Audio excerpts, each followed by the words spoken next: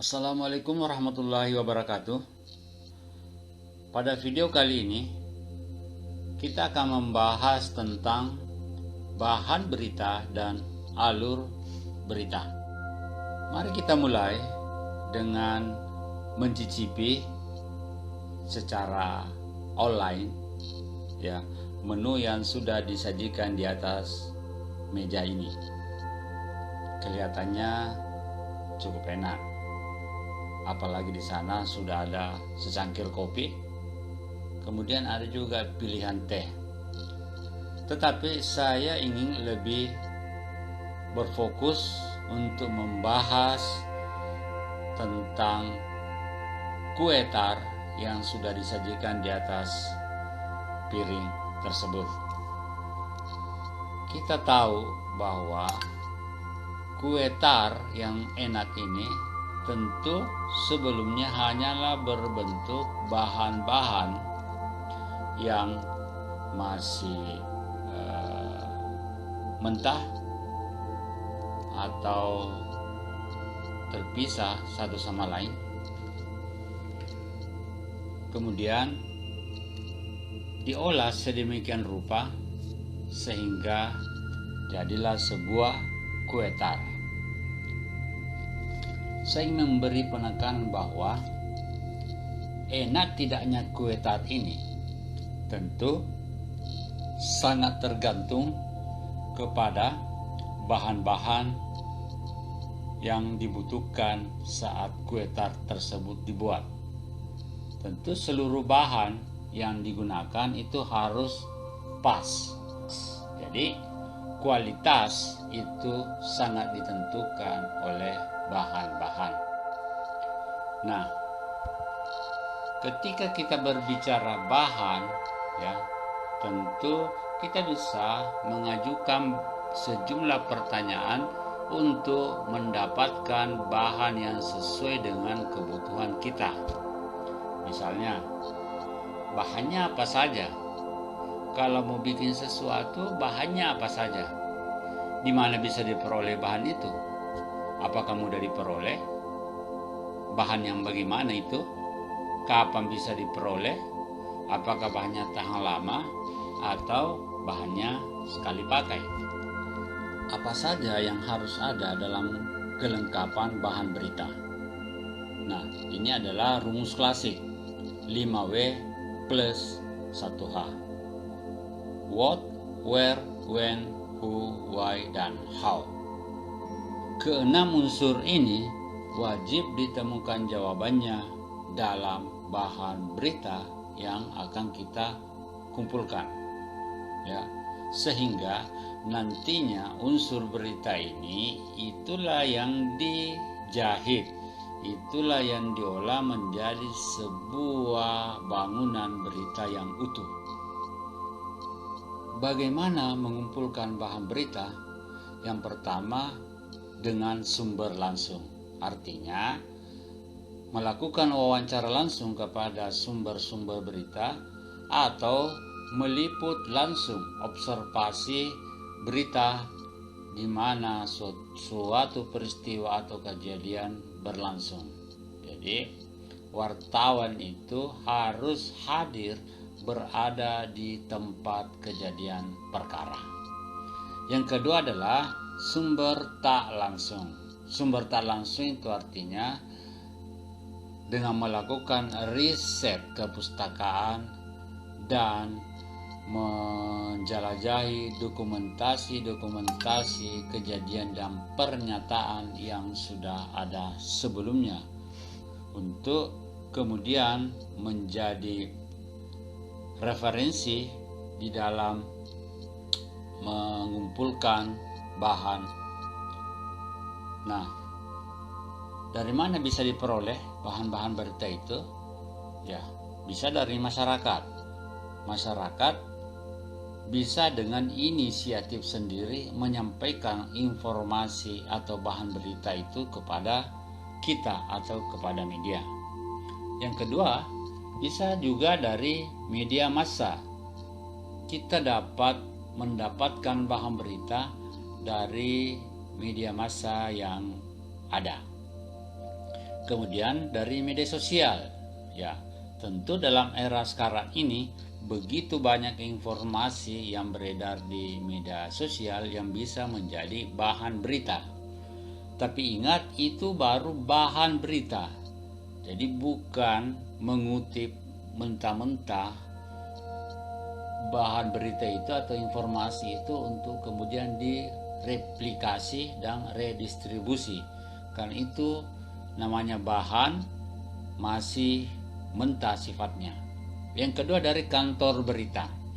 Nah, dari kantor berita misalnya di Indonesia ada Antara, kemudian secara global ada AFP, ada AP dan seterusnya. Kemudian dengan melakukan hunting atau melakukan peliputan langsung perburuan berita di lapangan. Yang lainnya tentu bisa kita mendapatkan bahan berita dari press release. Nah, press release harusnya dia diperlakukan sebagai bahan, bukan produk jadi harus diolah, bukan langsung itu di copy paste kemudian diterbitkan sebagai sebuah berita, karena itu adalah bahan berita. Yang berikut adalah tentu melalui jumpa pers. Nah, di dalam jumpa pers biasanya narasumber atau pihak otoritas menyampaikan sesuatu sebagai bahan berita bagi kita. Nah, bagaimana selanjutnya alur berita itu sebenarnya? Jadi alur berita itu bermula dari ide, gagasan. Kemudian kita mengkonfirmasi atau menanyakan atau meminta informasi kepada sumber berita tentang ide gagasan itu, tentang apa yang ingin kita beritakan. Nah, itulah yang menghasilkan bahan berita. Bahan berita yang sudah didapatkan dari sumber berita kemudian dilakukan pengolahan. Ya, seperti halnya tadi bahan-bahan kue, kemudian dilakukan pengolahan, dicampur, di mixing, diolah sedemikian rupa sehingga dia akan menghasilkan produk berita. Nah, sebuah produk berita untuk menambah nilainya itu akan dilakukan pengemasan berita. Kemudian setelah itu dilakukan distribusi atau penyebarluasan berita. Kemudian tibalah berita itu pada konsumen atau pada audiens, pada halayak yang bisa memberi umpan balik, yang bisa kembali menjadi masukan atau ide gagasan untuk berita selanjutnya. Ya, secara umum begitulah alur berita. Kalau kita lebih operasionalkan, maka alur berita itu atau produksi berita kita bisa bagi menjadi 3 tahapan. Ada namanya tahapan praproduksi, tahapan produksi, dan tahapan pasca produksi. Di tahapan praproduksi itu dimulai dari rapat redaksi. Rapat redaksi menghasilkan penugasan, ya. Kemudian siapa yang ditugaskan itu melakukan peliputan. Setelah tim liputan ini berada di lapangan, kemudian apapun yang diperoleh itu langsung dilaporkan, di listing. Kemudian dengan itu, ya, produser bisa melakukan pembaruan penugasan lagi. Pembaruan penugasan artinya kan dilihat apakah listing tadi sudah lengkap. Kalau belum atau ada target berita yang tidak bisa didapatkan, maka itulah harus dilakukan pembaruan atau update penugasan. Nah, dari situ kemudian, ya, dari listing berita yang masuk, kemudian dilakukanlah penulisan naskah. Nah, naskah ditulis oleh reporter, kemudian selanjutnya diedit oleh redaktur atau produser, hasilnya kemudian diberikan kepada dubber untuk didubbing, tetapi ini tentatif tentunya untuk radio dan televisi. Kemudian dilakukan editing visual untuk televisi. Kemudian setelah materi jadi, di tahapan editing visual yang sudah digabung dengan dubbing. Kemudian disusunlah materi yang menghasilkan rundown atau susunan acara yang akan disiarkan. Di dalam alur ini ada dua bagian yang terlibat langsung. Yang pertama redaksi, yang kedua program director. Nah, ini khususnya kalau kita berbicara tentang televisi. Jadi redaksi itu mengurusi distribusi naskah. Setelah selesai tadi, kemudian persiapan akhir on air. Sedangkan program director mengurusi sigilis, daftar sigi atau karakter generator yang akan disampaikan, kemudian melakukan pengecekan visual yang akan. Kemudian di tahapan produksi itu ada 3 bagian yang terlibat langsung. Redaksi, program director bersama floor director, dan kru teknik. Redaksi tugasnya apa? Mengawasi jalannya acara, mengantisipasi jika ada materi baru, kemudian antisipasi jika ada masalah, trouble. Nah, floor director dan program director itu mengendalikan jalannya siaran, mengantisipasi jika ada perubahan rundown acara, dan mengantisipasi jika ada trouble. Sedangkan kru teknik tentu membantu kelancaran siaran dan mengantisipasi jika ada trouble. Nah, di pasca produksi, ketiga bagian itu masing-masing punya tugas. Redaksi mendokumentasikan materi dan mengevaluasi siaran. Floor director dan program director mengevaluasi siaran.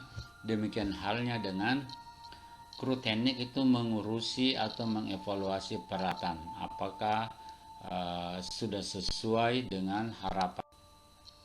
Nah, terakhir perlu saya ingatkan bahwa kita perlu mewaspadai 3 hal berkaitan dengan sumber berita yang akan dijadikan sebagai bahan berita.